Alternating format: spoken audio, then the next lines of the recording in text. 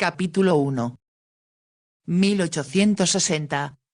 Mi querido Stanwin, qué feliz sería si pudiera casarme contigo. El marqués, como se sentía un poco fatigado, se encontraba recostado contra los almohadones y no respondió. Había escuchado a tantas mujeres repetir la misma frase que su mente ya no reaccionaba al escucharlas. Sabía que si respondía con sinceridad, la última persona con la que desearía casarse sería con aquella que en ese momento apoyaba la cabeza sobre su hombro. Ningún amante puede ser tan maravilloso como tú. Esto era algo que el marqués también había escuchado antes y su única respuesta fue acercar a Lady Hester Dendal un poco más a él. Al hacerlo se sintió satisfecho al recordar que el esposo de ella se encontraba cumpliendo una misión especial en París, de modo que no había ningún peligro de verse envuelto en circunstancias parecidas a las que se habían presentado pocos días antes. En esa ocasión el conde de Castleton había regresado inesperadamente a su casa y al encontrar al marqués con su esposa lo había retado a duelo. Y aunque los duelos no eran del agrado de la reina ni del príncipe consorte, se habían batido en Green Park. El conde resultó herido en un brazo y el marqués había salido ileso. A nadie sorprendió aquello, pues era lo que sucedía siempre cuando el marqués se buscaba algún problema, pero el conde se alejó jurando que se vengaría tarde o temprano. El marqués fue avisado al respecto, pero se había reído con cinismo. Eran muchos los maridos que lo habían amenazado en alguna ocasión, pero como era un excelente tirador siempre resultaba vencedor en los duelos y no se dejaba impresionar por lo que nadie pudiera decir después.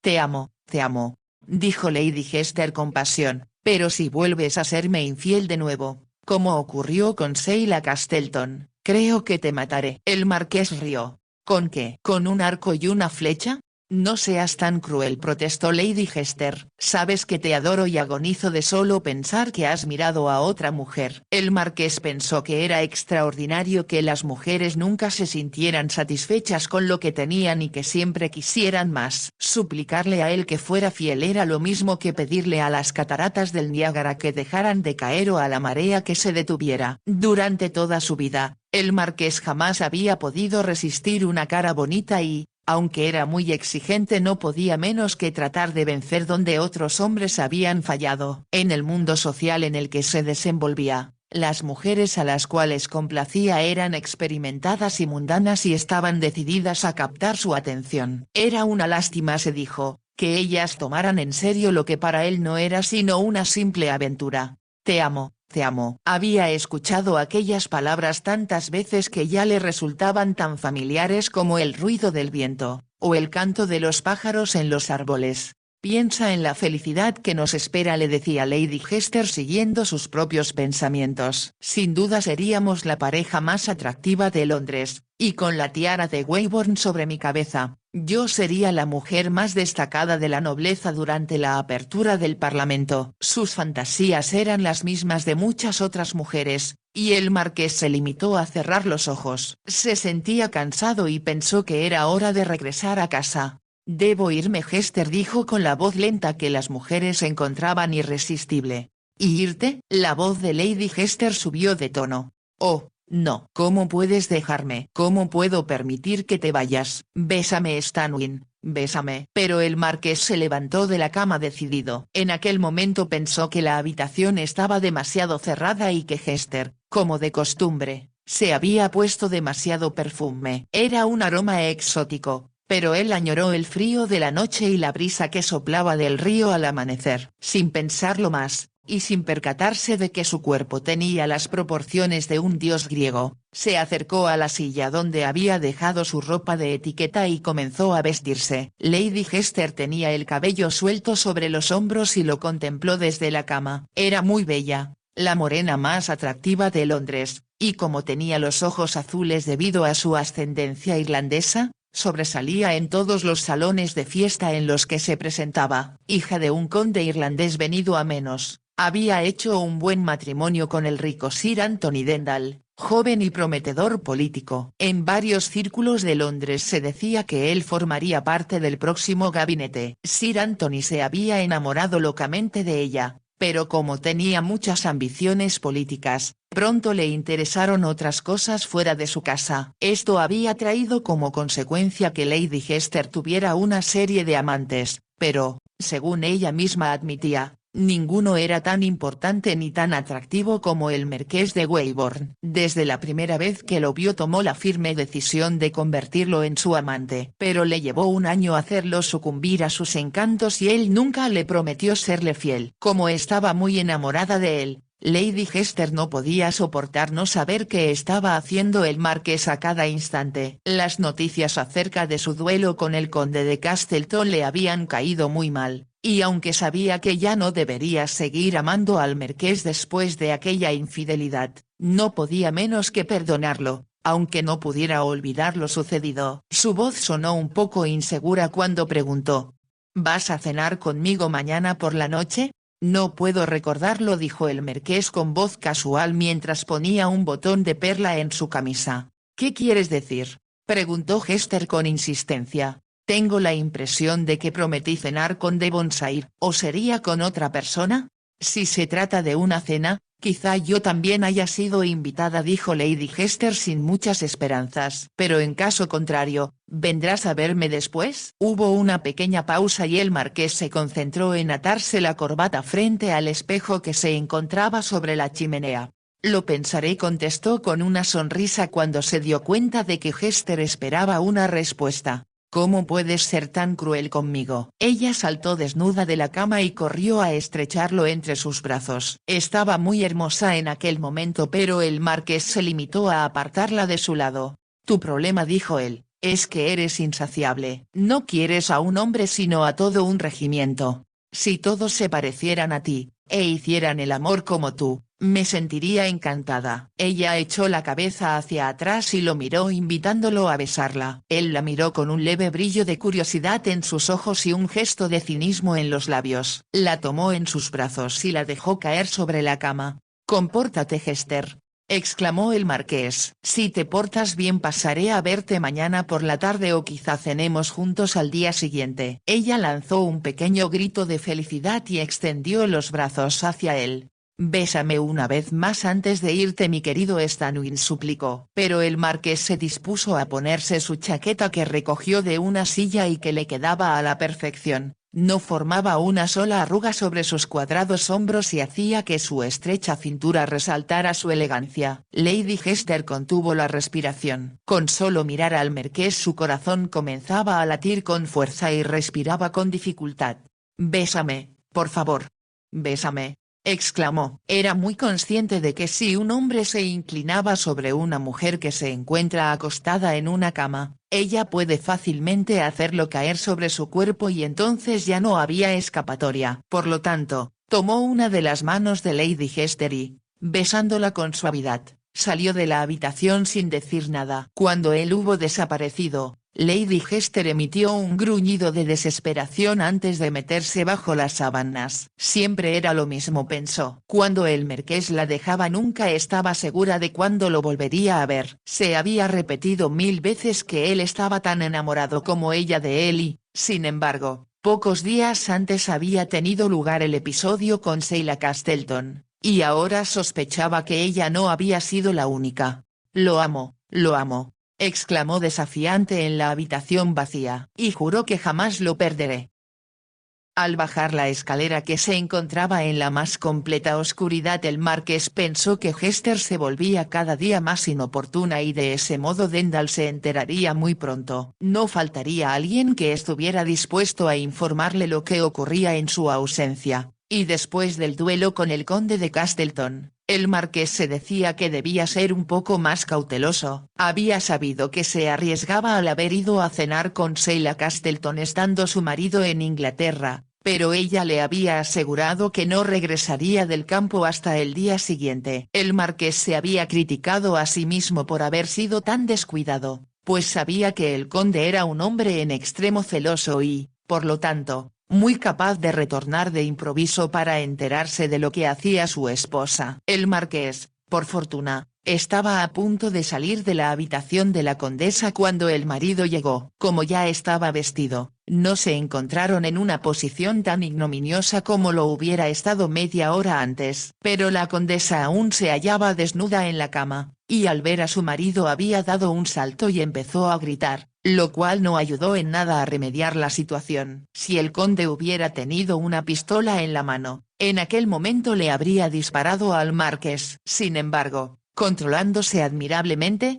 considerando la violencia de sus sentimientos, el conde le indicó a su rival que saliera de la casa y que él se vengaría de la manera acostumbrada, al amanecer y en el lugar de costumbre, en Green Park. Tengo la intención de matarlo, Weybourne, dijo el conde, así que si desea rezar será mejor que empiece desde ahora. El marqués pensó que lo mejor era no contradecir al conde en aquel momento. Se limitó a salir de la habitación con toda la dignidad de que fue capaz y bajó por la escalera con lentitud hasta llegar al vestíbulo. Sabía que el conde lo miraba desde arriba y que el lacayo que le abrió la puerta temblaba al hacerlo. Apenas había tenido tiempo de cambiarse de ropa y despertar a dos amigos para que le sirvieran de padrinos cuando llegó la hora acordada. ¿Por qué demonios quieres batirte con Castleton?, le había preguntado Harry Melville. Había conocido al marqués toda su vida, pues asistieron juntos a la universidad y sirvieron en el mismo regimiento y era la única persona en quien el marqués confiaba por completo.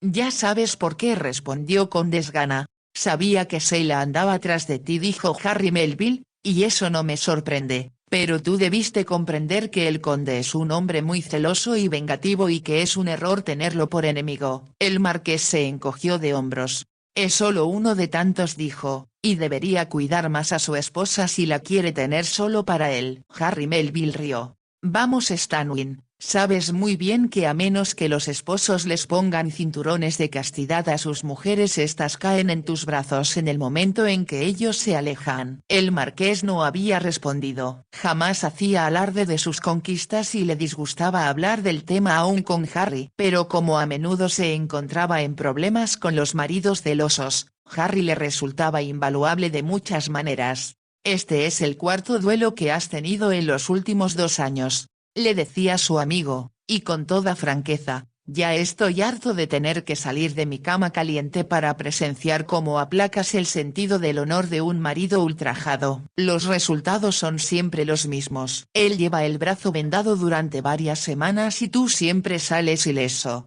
Se supone que Castleton es un buen tirador, señaló el marqués. Pero no tan bueno como tú, respondió Harry, cosa que había probado ser cierta. A veces el marqués se preguntaba si todo aquello valía la pena, pero sabía que si dejaba de perseguir a las mujeres bonitas ellas continuarían buscándolo a él. Hester había durado mucho más que la mayoría de sus idilios, pero ello se debía a la persistencia que ella demostraba. Ella lo divertía, pues era muy ingeniosa y se comportaba como una tigresa cuando hacían el amor. Sheila Castleton había sido diferente y, en opinión del marqués, un tanto decepcionante. Era muy bella, de eso no cabía la menor duda, pero no había sido capaz de encender el mismo fuego que Hester provocaba con tanta facilidad. El marqués estaba seguro de que por su parte, el conde no tenía nada que temer. Ahora, como la casa de Sir Anthony Dendal estaba muy cerca de la suya, el marqués había despedido el carruaje, a fin de caminar hacia su casa. Disfrutó del ejercicio, del aire fresco y de la sensación de sentirse libre por el momento, de los insistentes labios y los brazos que lo acaparaban. A menudo se sentía así después de varias horas de hacer el amor y entonces pensaba en sus tierras, sus caballos y los triunfos que estos le proporcionarían. Esta noche, mientras caminaba,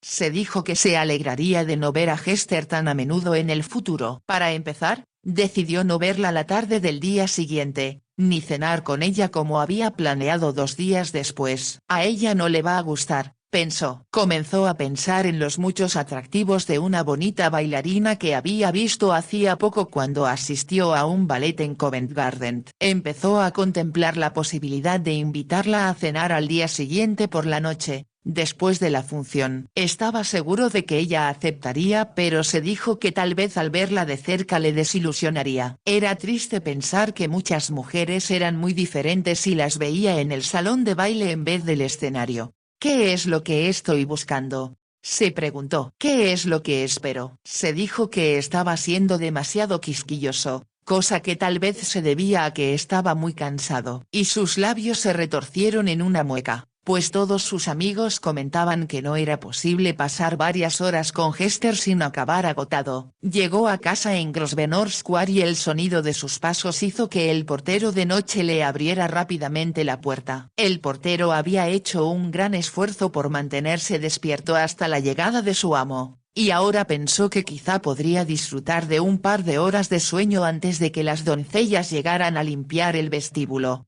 «Buenas noches, Henry», dijo el marqués mientras subía por la escalera. «Buenas noches, milord», respondió Henry con respeto. Puso el bastón y el sombrero del marqués sobre un arcón y después de cerrar con llave la puerta principal se acomodó en una silla y cerró los ojos. El marqués en cambio no podía dormir. Se aburría en Londres y pensó que si se marchaba unos días a Weybourne Park aprovecharía más el tiempo que asistiendo a los interminables bailes y fiestas que se celebraban en la temporada de la capital. Sabía desde luego, que si se marchaba sin avisar más de una docena de anfitrionas se sentirían ofendidas porque no asistiría a sus bailes y quienes lo esperaban para cenar se enojarían mucho. Y en cuanto a Hester, el marqués se limitó a encogerse de hombros. Hester lo iba a extrañar y sentía molestarla, pero a la vez su percepción le indicaba que el romance entre ellos dos llegaba a su fin. Por lo general, el marqués solía ser tajante y despiadado en el momento de terminar sus relaciones, debido a que le costaba mucho trabajo fingir lo que sentía. Buscaba la perfección en cuanto lo rodeaba y ya había dejado esperar resultados sensacionales en sus relaciones amorosas. Cuando era necesario forzar la llama del deseo era señal de que el final se acercaba. Hester no solo se estaba volviendo monótona, sino demasiado posesiva. Y como él era de carácter fuerte, le gustaba dominar y no que fueran las mujeres quienes llevaran la batuta. Deseaba ser el cazador, no la presa. Hester estaba tan enamorada de él que ya no lo dejaba tomar la iniciativa y eso a él le parecía intolerable. «Me iré al campo», decidió y pensó que aquello suavizaría un poco el golpe de cuando Hester se diera cuenta de que él ya no la deseaba. «Iré a ver a mis caballos nuevos», se dijo y se quedó dormido.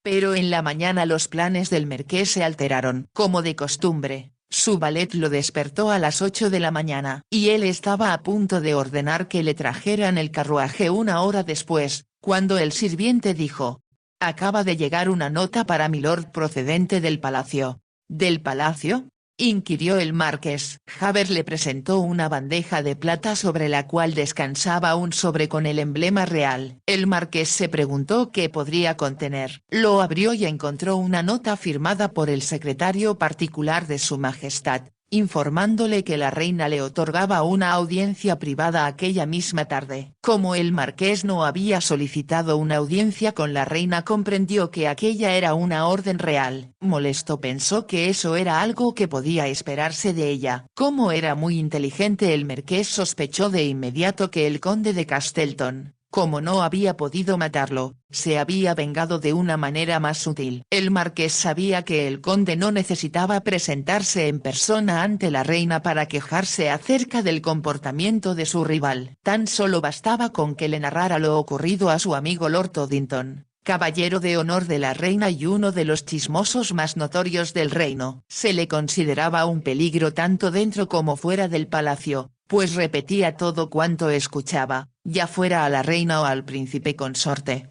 «Maldita sea», exclamó el marqués cuando terminó de leer la carta. «Estoy seguro de que esto es cosa de Toddington». Comprendió que sus planes para salir al campo tendrían que ser pospuestos. Mientras se vestía de manera apropiada para una visita al palacio de Buckingham, pensó que, sin duda, se iba a sentir como un escolar al que regañaba su maestro. La reina había sido tajante al declarar que no toleraría más duelos, pero la prohibición había recibido fuertes críticas. Los duelos constituían la manera como los caballeros arreglaban sus cuentas desde la época del rey Jorge IV. Pocas veces moría alguien, pero cuando eso sucedía se acostumbraba que su oponente se marchara por varios meses al continente. El episodio era olvidado muy pronto, excepto por aquellos que lloraban al muerto. El marqués era muy buen tirador y por lo general solo hería a sus oponentes en el brazo. El árbitro declaraba que el honor ofendido había sido satisfecho y el duelo llegaba a su fin.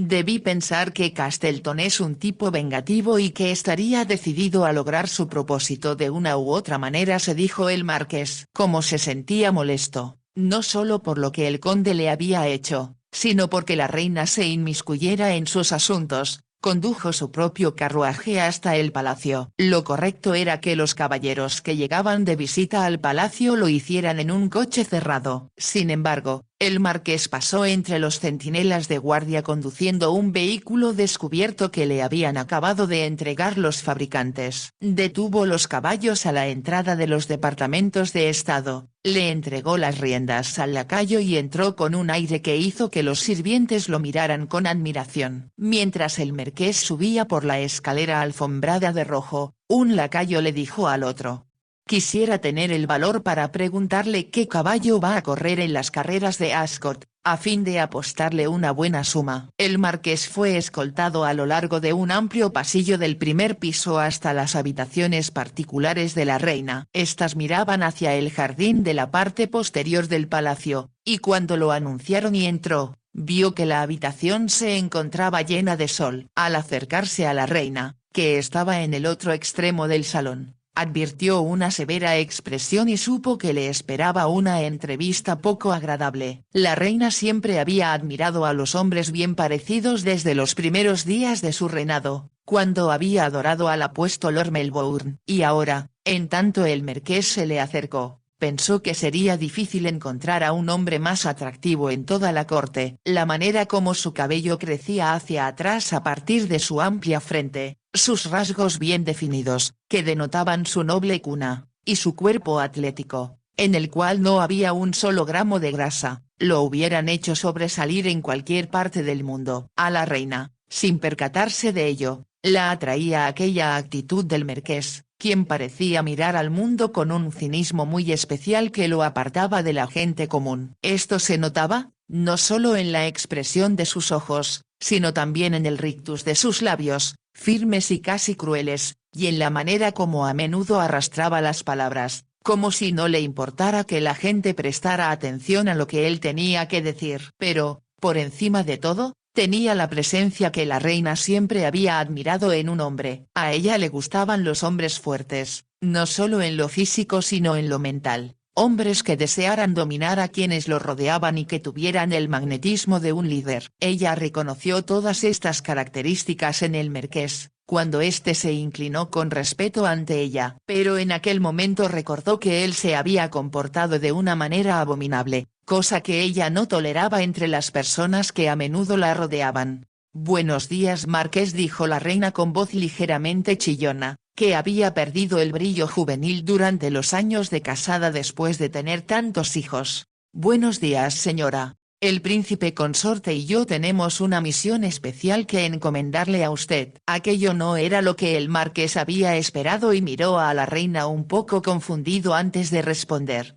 «Me honra usted, señora. Deseamos», continuó la reina, «que nos represente en la boda del príncipe Frederick con Lady Agatha Trevington Hyde». Por un momento el marqués pareció confuso. «¿Balutic, señora? Supongo que sabrá dónde se encuentra ese país», dijo la reina con énfasis. «Si no me equivoco, señora, es un país de los Balcanes al sur de Serbia. Está en lo cierto y el príncipe consorte y yo hemos hecho arreglos para que el príncipe reinante, que es un pariente lejano de los Saxe-Coburgo, se case con mi ahijada, cuyo padre fue el difunto duque de Hyde». Hubo un breve silencio mientras el marqués digería aquello y trataba desesperadamente de recordar lo que sabía acerca de Balutic y su monarca. «El príncipe Frederick está ansioso por casarse dentro de un mes», continuó la reina, «lo cual quiere decir, marqués, que usted tendrá que partir casi de inmediato y escoltar a Lady Agatha, primero por mar, y después por carretera, hasta la capital». «¿Escoltar a Lady Agatha, señora?». «Sí, milord, eso es lo que hemos decidido el príncipe consorte y yo, porque por desdicha el actual duque de Hyde, que es el tutor de Lady Agatha, No se encuentra bien de salud para emprender el viaje y la duquesa no puede dejarlo solo. El marqués respiró profundo y estaba a punto de decir que no se consideraba un acompañante apropiado para una jovencita, cuando la reina continuó. Eso por supuesto, lo alejará de Londres por el resto de la temporada, pero creo que estará de acuerdo marqués con que es lo más adecuado, tomando en cuenta ciertas circunstancias de las cuales no hablaremos. El marqués comprendió que no había nada que responder, se limitó a inclinar la cabeza y la reina continuó diciendo. Me temo que el viaje le parecerá un tanto pesado, pero el príncipe Frederick enviará un barco de guerra para transportar a su futura esposa. Creo que es el único que posee Balutic, pero una vez que lleguen al puerto más cercano, estoy segura de que se harán los arreglos necesarios para que ustedes se sientan cómodos. Cuando la reina terminó de hablar el marqués comprendió que el príncipe consorte había planeado su castigo con la mayor frialdad, dadas las circunstancias, lo único que podía hacer era aceptar lo inevitable. Y para salvar su honor tenía que aparentar que aquella le parecía una encomienda agradable y que no se sentía en lo más mínimo humillado. Solo puedo estar agradecido a su majestad dijo con lentitud y con fingida sinceridad, por encomendarme esta tarea que, estoy seguro resultará en extremo interesante. Aprovecharé la oportunidad para visitar algunos de los países de los Balcanes después de entregar a la novia a su futuro esposo. Miró a la reina y le pareció que sus ojos un tanto saltones expresaban sorpresa ante la forma como había hablado. Sabía que ella le repetiría de inmediato esas palabras al príncipe consorte. El ministro de Balutic irá a verlo esta tarde marqués. Para darle todos los detalles contestó la reina, y sé que él desearía partir antes del sábado. Estoy seguro de que no habrá problema al respecto majestad respondió el marqués, y una vez más le doy las gracias por concederme el honor de representar a su majestad y al príncipe consorte. Como la reina no parecía tener más que decir, hizo una profunda reverencia y se retiró de la habitación caminando hacia atrás. Al otro lado de la puerta se encontró con Lord Toddington y el marqués lo miró inquisitivo, pues estaba seguro de que era el causante de todo. Lord Toddington ostentaba en la cara una expresión de triunfo, como aquel que piensa que acaba de ganar una partida y desea constatarlo con todo el mundo. Se dieron la mano, y mientras caminaban por el amplio corredor, el marqués comentó. El proyecto me parece muy interesante y espero, Lord Toddington, que me dé toda la información posible acerca de Balutic, pues estoy seguro de que usted está bien informado al respecto. Aquella era una invitación que Lord Toddington no podía resistir. ¿No conoció al príncipe Frederick cuando nos visitó hace unos 5 años? Preguntó. Sí lo conocí, no lo recuerdo respondió el marqués. ¿Qué edad tiene? 49 años. El marqués pareció sorprendido. ¿Y apenas va a casarse? Por segunda vez dijo Lord Toddington. Su esposa murió hace 2 años, y ahora él desea acercarse más a la corona británica. Su majestad mencionó que es pariente del príncipe consorte. Sí, pero muy lejano respondió Lord Toddington, aunque él saca mucho partido al hecho. En confianza, como es él. Preguntó el marqués. Lord Toddington miró por encima del hombro, como para asegurarse de que nadie lo escuchara. Un alemán típico dijo, sin ningún sentido del humor y pagado de sí mismo. Pero está decidido a hacer de Balutic un estado modelo, al estilo de Alemania. El marqués rió. Uno de estos días tendrá que escribir un libro Toddington. Será todo un éxito. Ya lo había pensado dijo Lord Toddington. Pero si describo con honestidad a cuantos vienen a palacio, me enviarían al exilio por muchos años, o quizá por toda la vida. Miró al marqués mientras hablaba y él supo con exactitud a qué se refería. Deme más detalles, para no cometer ningún error cuando represente a sus majestades en la boda. Lord Toddington se detuvo en lo alto de la escalera que llevaba al vestíbulo. Bajó la voz y dijo.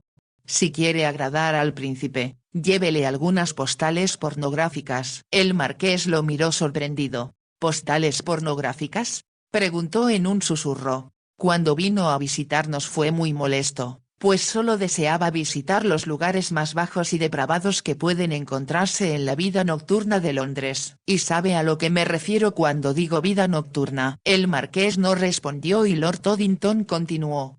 No me importa decirle que fue una gran sorpresa para mí en lo personal, nunca me han interesado esas cosas, pero el príncipe deseaba conocerlas. Suena muy alemán. Observó el marqués con sequedad.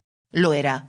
Asintió Lord Toddington. Y como a mí no me llama la atención ver cómo abusan de una jovencita o la golpean, lo esperaba afuera en el carruaje hasta que él se sentía satisfecho. Si lo que dice es cierto, todo parece indicar que Su Alteza Real es un perfecto degenerado, replicó el marqués con énfasis. ¿Le ha comentado algo de esto a la reina? Por supuesto que no, exclamó Lord Toddington alarmado. Ella jamás aceptaría que alguien emparentado con su esposo pudiera ser otra cosa que un individuo intachable. Alberto es un hombre muy íntegro, susurró el marqués y Lord Toddington rió al escucharlo. Bajaron por la escalera hasta el vestíbulo y cuando trajeron el carruaje abierto del marqués, Lord Toddington se sorprendió levemente pero no dijo nada. El marqués subió al asiento del conductor y tomó las riendas. Cuando el carruaje se alejaba, Lord Toddington saludando con el sombrero se dijo, el marqués de Weybourne siempre está lleno de sorpresas. De veras que ve con agrado el viaje a Balutic. Aquello no era lo que él había esperado y se preguntó si debería comunicárselo a la reina. Mientras regresaba a su casa en Park Lane, el marqués pensó con regocijo que sin duda había sorprendido, no solo a la reina, sino a Lord Toddington. Pero aquello significaba que tendría que perderse las carreras de Ascot, en las cuales tenía un caballo que sería sin duda un ganador. Es una lástima, pensó, pero, por otra parte, creo que los dejé confundidos a los dos. Solo cuando llegó a su casa se dio cuenta de que, aunque había pedido información acerca del novio, no había mencionado a la novia, ni tampoco lo había hecho Lord Toddington.